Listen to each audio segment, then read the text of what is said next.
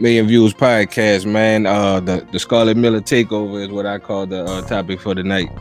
Scarlet Miller, the writer, the author, and that's something else you provide through your publishing company, right? Yes, Nola Expressions Publishing is what I use to do my publishing, and also my plan is to also help other people self-publish theirs and help them put their manuscript together to put on platforms to either be self-published on their own or through others. Okay, and publishing and manuscripts, things of that nature. That's all words I don't use on a daily basis. You know what I'm saying? But getting straight into it, we're here today. You know what I'm saying? Not only celebrating, your success with the authoring and the writing and publishing, but we wanna shine a light on the importance of actually reading and the writing process, like being just the creative process in general. You know what I'm saying? But let's stay on topic. Let's stay on Scarlet Miller for a minute. This is your first time on Million Views Podcast. Please give us a brief rundown of who we speaking with. All right, so Scarlet Miller is my pen name, obviously. Some people know me by my real name, my government name, Angelique. Mm-hmm. But Scarlet, of course, if anybody who does know me knows my favorite color is red. Okay. So that's where that came about. Of course, my red hair. A play on words. There you go. Right. And then also, my favorite movie, one of my favorite movies, because I have a lot, is Gone with the Wind. Gone with the Wind, okay. So Scarlett O'Hara. Oh, okay. I was about to say I couldn't make that immediate connection with that. So it just kind of all came together that way. Okay. I've been, of course, I mean, most people who are readers have been reading for a long time, and it just kind of grew from my joy of reading. Of when you can't find the story you want to read, you write it. Right. Okay. Well, since we here, we all celebrating your books. Let's get into the first book. Like, I know this is your first published book, but is this your first experience writing a book? This is, I've written stories. When I was in college, I switched majors, and so I had a few extra credits to do, and I had to fill my schedule up to keep my scholarship. So I took a creative writing class, and that's where I really developed it. That's when you tapped into your inner Scarlet. That's when I tapped into my inner Scarlet. We had to do different short writings and things like that, but the final was to write a stage play. And it was about 25 of us in the class. We wrote, and you had to write stage direction, everything. We turned it in about 3 weeks before the end of the semester. The teacher was going to read them all and pick the two best. And I was one of the two. And so for the final, we sat in class, everyone read your play around you while you listened. So you wrote the entire play yourself? It was I wrote the whole thing from start to finish myself. Okay. Which they light pans, everything. Like person walks across this stage, moves, change settings, everything. Yeah, that's crazy. Are you thinking about going further off into that type of writing and producing? Well, eventually I would like to do. I don't know about stage play, but screenplay writing. I would love to turn these books into a screenplay. I think it's cinematic, right? What I've written, in my own humble opinion. That's what was making me ask you that. You know what I'm saying? I kind of had to, jump on it because, I do a lot of running around, ripping and running and stuff like that. So I kind of had to cram a little bit. But when I actually got off into it, I was amazed. Like, for real, to be honest with you. Yeah. Just being real with you. That's my honest opinion. That's why I asked you what I asked you when I came in the door. Was you going that direction with it? Which I like I said, in my opinion, amateur opinion, I think you should, because like you said, it is cinematic. It give you that feel. Not only do you want to hear more, or you want to read more of it, you know what I'm saying? You visualizing it already. You feel me? With Nola Expression started as a book club. Okay. So with the book club, I get a lot of authors. That's when you was on Canal, at the office on Canal? Yeah, you know what? The book club has been around since then. I remember the book club. Y'all was funny. And it has evolved since then. And with that, authors send me their books. Take a break, you could. Send me their books to read, to give opinions and stuff like that. So I'm also very sensitive to how author feels about their work. Right. Not everything is for everybody. Right. And so if a book not for me, I'll promote it on my page, but I'll give the author my real opinion. But I'm not gonna go out there and trash nobody's work. Of course not. Especially now that I understand, but again, it ain't for everybody. Yeah, nothing is for everybody. Okay, I've been waiting for you. That's your first published book. I've been waiting for you. Where did the concept, where did that idea spark from? Where did that come from? So my book is a romantic suspense with some other, it's New Orleans, so it's got a little bit of that New Orleans mystery magic, a little bit in there. Um, it just stuck with me, just the title. When I came up with the concept of a woman meeting this mysterious man, and just this him saying this to you, like, and just grew from there. Okay. So it was just something I thought of the title first and went with the concept after. Okay. Let's take a quick break right quick.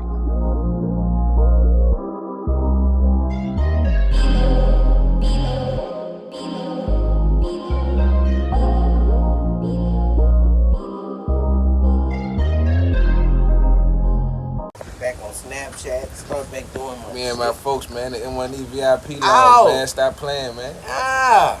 Produced by Rafael Medina, man. Stop playing. Coming at you. Yo, what's good, fam? I just want to take the time out to introduce myself. Some of you all may know me, and some of you all may not. My name is Shanquell. I am one of the newest addition of the M1E family and co-host of the new M1E VIP Lounge alongside the host, yours truly, Mr. WilsonMillz. We'll be discussing all of the latest topics, so y'all might want to tune in. Not even might. Make sure you tune in. Hope to see you soon. Peace.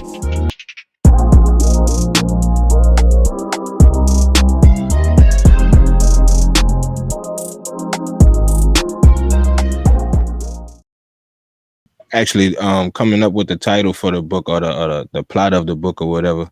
So where do you go from there as the writer yourself? Once you get the concept together, and you know once you get the title, or however it is you want to, like, what's the next step? How do you actually put a book together, especially a book like that with all those different. So every writer does it a little differently. Me, I'm kind of a start to finish person.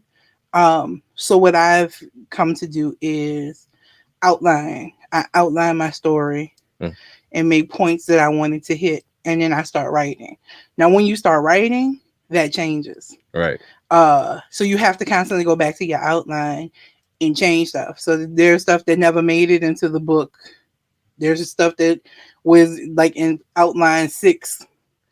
So it's a consistent changing, revolving thing. When I wrote book 2, that outline completely changed. I wound up adding an extra character that almost added 100 pages to the book. Yeah, that sounds like the editing process. Right. You know what I'm saying? Well, no, that's the writing process. No, I'm saying that I can relate to that as far as the editing process of what I do, as far as video and audio and stuff like that. That's what that sound like to me. The constant, you're at 10 minutes, you had this idea, but by the time I got to 13 minutes, I probably came up with another idea, or maybe saw something else that, you know what I'm saying? So it keeps expanding itself, and you have to learn to cap it, otherwise it'll keep expanding, or just kind of revamp. So what originally turned into something that was going to be 3 books is now going to be 4. Okay. It's been I've been waiting for you. When did that exactly come out? It came out August of 21. Okay. We did the big opening at Barnes & Noble. Yeah, I remember that. Which I had a great response. I think everybody who came out and bought the book. And then, of course, Ida happened, but it's been great and consistent with selling. Okay, which led you to your second book. What I'm getting ahead of myself. Give us a quick little teaser of the book. Give us the main characters or whatnot.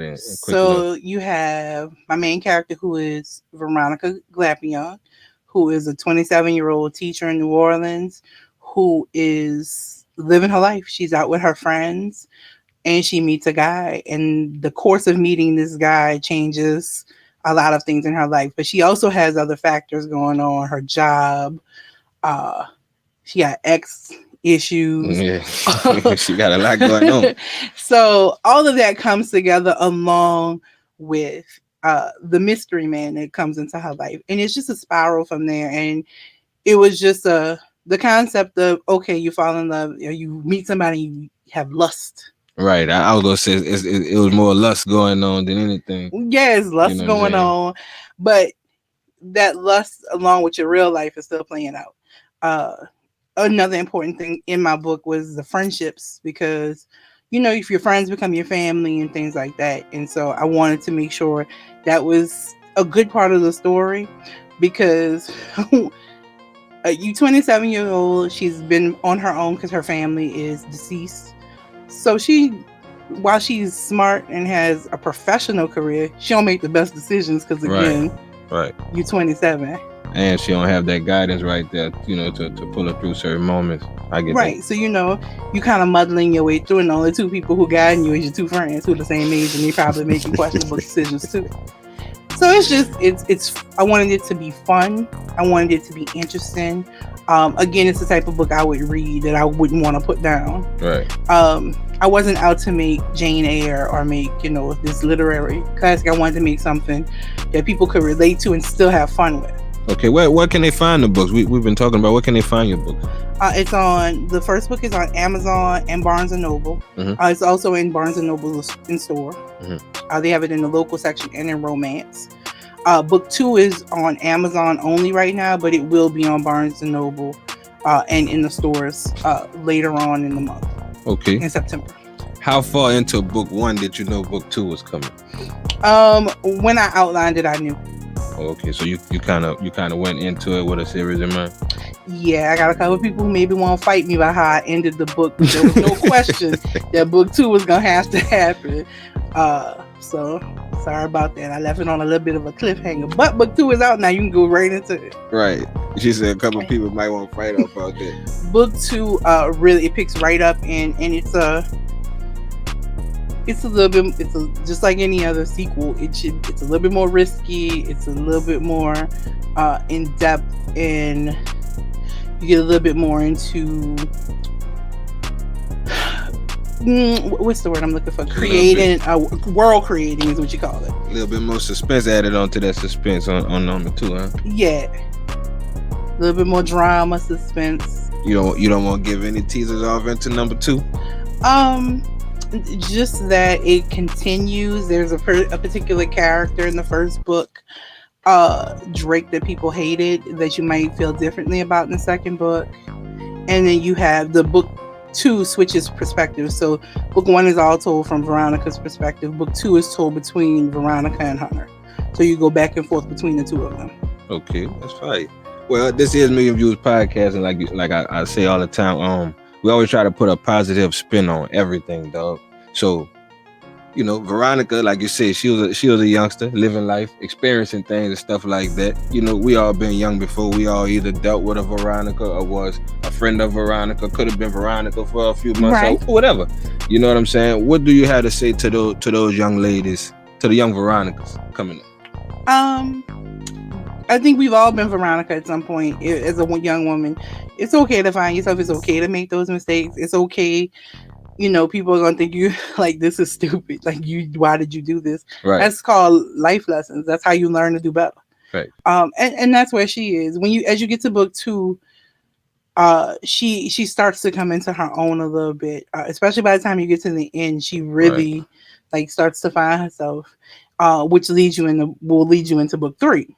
Y'all got to stay tuned for that. We ain't giving no more info off into book 3 except for that it exists. You feel what I'm saying?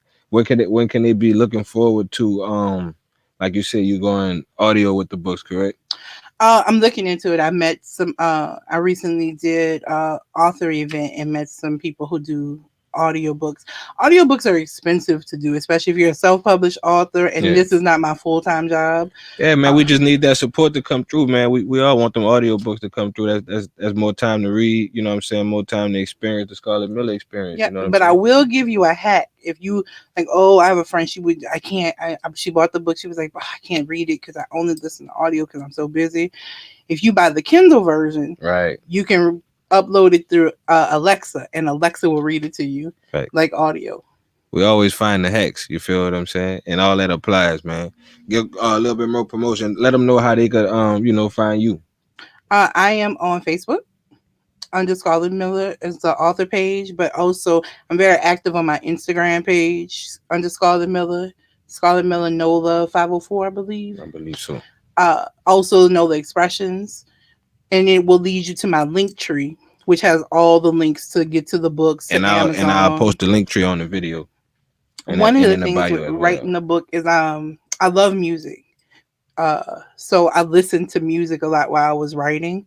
So I made playlists of the music either mentioned in the book or that I was listening to. Okay, sound sort of like a That you, soundtrack. yeah, to That's kind of fire. like its own soundtrack for book one. I'm gonna post book two in September as well. How much of your writing? Well, let me back up. What what inspires your writing style? Like, you know what I'm saying? What inspires? It's really the story. So each character is a little bit. That's the question I always get. Oh, who is this? Who is this? Mike's Right. still trying to figure out who he is. Right. And I say, really, I wrote them MP. all. They're all me. I don't see no MP in there, man. MP ain't in there. But well, you got one kid. He the quarterback. Oh, His name start with him. uh-oh. That's another peek into the book, y'all. But each of them is a little bit. I've been Veronica where I've been dumb, young and dumb. Also I've always been Veronica where my friends have been like family. I am Drake in the sense that I am. Anybody who knows me, we just talked about this. I'm Right. a little sarcastic, For real. and I can be, for lack of a better word, sometimes I could be a hole, but not in a bad way. Kind of like in a Man, funny way. we all got a little bit of that in us, bro. Yeah, in a funny way. So I take that part of me for him, and then we've all been standoffish, which is Hunter's character. You don't know much about them. You're not really giving much away about yourself for your own particular reasons. So all of it is a little bit So of you me. basically just tap into a collective of your life, your experiences, the music, everything. You just pretty much. How do you tap into shit like that? Like, sorry, The story starts writing itself in my head. Like once I start, I'm just kind of in Veronica's head at that point. Veronica, and she's me in the sense of like I talk about the fact that she loves pop culture and movies, and that's one of my things. So like some of the things she says are movie based, TV show based, and it's similar to something I would say. take a foundation from self and just build around Correct. it. Huh? Like that's crazy. It's not exactly me, but there's pieces, and then there's pieces of my other friends in there. There's probably two people who could pinpoint like this me. Like, yeah, this is exactly you. I didn't even try to change it. Okay. So what's your expectations for book two opposed to, like, in other words, what did you know better going into book two that you didn't really, or you felt like you could have improved? What did you improve on going into book two that you know what I'm saying, felt like? It will, because it's self-published, and I'm teaching myself the game. Right. So I'm not really involving too many other people outside of beta readers, which are people who read the book for you to give you feedback, to help you fix your story. That's about to be my question. If you're missing pieces, if you started something and didn't connect it, and so there's questions that I had for them to answer, and then we all met and talked about it. So there's that piece.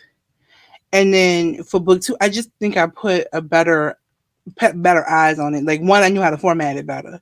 And then I did better knowing some of the resources that were out there to help me. So you writing and publishing books from an entrepreneurial standpoint. That too, you're doing it completely independent, just like if an independent musician or artist or whatever. Yeah, I really want. That's where Nola Expression Publishing came in. I mean, we have the book club, but I really wanted to get into the aspects of publishing and learning how to do that the right business way. Right. That's right. Anything you want to leave the people with? Anything you want to ask me, or anything you would like the people to specifically know about the purpose behind what it is you do? Well, one thing is, I think romance novels get a bad rap because they either think they're nasty or they're just fluff. But there's stuff in between, especially if you read it. Like, there's real life stuff in there, like Veronica dealing with the fact that she doesn't have family, right. Or you're dealing with the fact that you have all these issues, you don't really have anybody to go to, and so that people, I think, can resonate with that. Man, we was talking about this downstairs. I was actually on the phone with somebody, letting them know, what this podcast was about to be about. And they was like, man, that was two good shows in a row because I just had an R&B, R&B jazz. I don't really know how to box Kelly, you know what I'm saying? Yeah. But I But listened to her you know what I'm years. saying, Mike? A different energy, a different genre of music that give you a positive feeling, and you know. So even the stuff that you read, like when I was locked up, I did a lot of reading, but most of it, Mike, it was urban. Now it was street stuff. Like it was the same stuff I'd be listening to, you know, on wax or being streamed or whatever. So like romance and like you say, those real life situations that Veronica is going through in the actual stories. Those that need to be put more back to the forefront because we losing love and you know what I'm saying in relationships and just in life in general. You know, you turn on the TV, you can see what's going on, man. And the thing, it's gonna be exaggerated because I mean that's what a romance. Of course, novel that's what is. books about. It's supposed to leave, you know, like, oh, I wish I really I know nobody wish they could have that. It's supposed to pull at you like that. Yeah, man. that's you might want to get a restraining order or something in real life. But I mean, in the world that you're reading it fits. And I mean, there's such a I didn't realize what a big audience there was. One, getting in this game, I realized there is a market for everything. There is dinosaur erotica and it's all kind of different. Wait, right. There is dinosaur erotica. You said dinosaur. I remember, you know, there's a romance on novel. Dinosaurs. Now you threw me off with that. There's a romance novels with ice giants. There is romance. Everything. There's something for everybody. There's something for everybody. Right. There's monster romance. It's crazy. There's a whole thing called dark romance. What's dark romance? There's a book series I absolutely love. It's considered dark romance, but I was like, I almost feel ashamed reading this because the girl gets kidnapped and sex trafficked and she falls in love with her trafficker. Oh, okay. I get it. I get what you said. It's like it's what they call taboo fiction. Like it's some twisted things. Yeah, like you really like you feel borderline wrong. That could get interesting though, as far as if you just reading it for entertainment. Well, I mean, because again, it's a baseline story, not a why she fell in love with him, and then the sense of connection. It's still, I think everybody could feel. It's just then you put the extreme situation in, and that make it wild. But that's what made me buy it. Okay, you did a couple of books. How many book signings you did so far? How many? Oh wow! What's the craziest thing What's the craziest thing happened at a book signing? I don't know, because this last one was weird. It was wild. People walking around barefoot and it was I did one at the Sheraton where it was that was different too. People came, it was right after Ida. People had come in from out of town. They were looking for they were dressed up weird because it was almost kind of like vampire convention-y. Wow. It was just weird. The book, okay, I get what it's saying. Yeah, that was just a theme. Like their theme for this year is a casino, but they were coming to New Orleans, so they used the whole interview with the vampire theme. So they're gonna be in DC. They're doing a casino. You going out to DC, you see? Maybe. I'm looking into it. There's the one I did here was Hot Nola Summer. And so they're doing a Hot Nola Carnival one in February that I'll be doing. Hot Nola Carnival coming up in February. You'll be signing books and yes, signing. It'll be me, and so far I think about 30 authors have signed up to do it. Okay. You got any merch or anything like that for them? Well, when you come to the table and buy, usually with your purchase, you get a bottle of wine, red wine, which is a theme in the book. Red, of course. As you can see. It's right behind you. Red wine is a big theme in my books. So you usually get a bottle of that. And then I have some other what they call swag. Courtesy of Miss Scarlet Miller. You know what I'm saying? With your purchase of either book, you know what I'm saying? I've been waiting for you or Fall Into Darkness. Which one is your favorite if you had to pick between the two? It's hard to pick because the first one is, it's my first one and I'm very proud of it. That's your baby. It's my baby. The second one I am proud of because I felt the growth. That was one of my beta readers told me. And I picked somebody who she is harsh. She was not gonna mince words with me. And she was like, I could see the growth in your writing with the second book. And she absolutely loved it. And in fact, she was one of the only people who was read the stage play I did in college. And so her wish was like, I need you to turn that into a book. So that's the plan too. Okay. I remember you mentioning this this was a post you put up about getting over that hump of finally writing your first book? Oh yeah, the fear of putting it out Yeah. Let's is talk a big about that deal. before we get out of here. So I don't know when I actually wrote the book. The book has had many iterations because I started. What does that mean? I ain't scared. Look, if you don't know something, ask somebody. You know what I'm saying? Get the clarity on it, man. It's had different versions. It's gone through different transitions. Okay.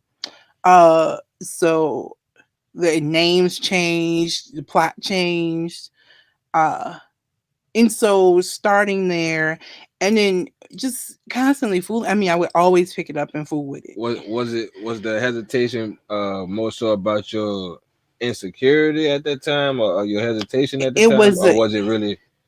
No, it was an insecurity of worrying, putting it out and then you putting yourself out there for people to judge. Yeah.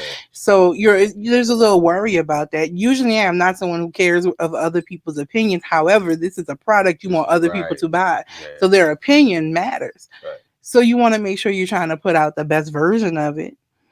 So getting over that fear, and between Mike and another friend of mine who just was like all the books you read, I can't imagine you not being able to put together this book. Just do it. It was something that had been on my vision board for years. That cover was made probably about 2 years before that book ever came out. I put the cover together, and it was just actually doing it. So it was nice to be able to see, people put stuff on their vision board. I can hold it in my hand and look at the vision board and I did it. I remember when, just achieving certain small little things in this that was on the vision board, and being able to just put a star next to certain things and stuff like that. Sometimes, depending on what it is and what it means to you, I can bring tears to your eyes sometimes, bro. Yeah. But the key in what I heard you say was, believing in yourself, but having supportive people around you, and your husband and your friends, and and don't be afraid to let people know, your limitations or your fears or whatever, because that's what your loved ones and your support system is about. And people being honest with you, once I let the people realize, the honesty of, is this really something that you enjoyed? Is this something that you liked? So one, you can either go back and make it better, or you can, go ahead and do like I did and put it out. Right. Which is... You're getting pretty good feedback from it, huh? Should be. Yeah, I had one bad review on Amazon and I ain't mad at it. Well, because somebody gotta hate. Not everything is for everybody. And her problems with the story wasn't the writing, and it wasn't really the storyline.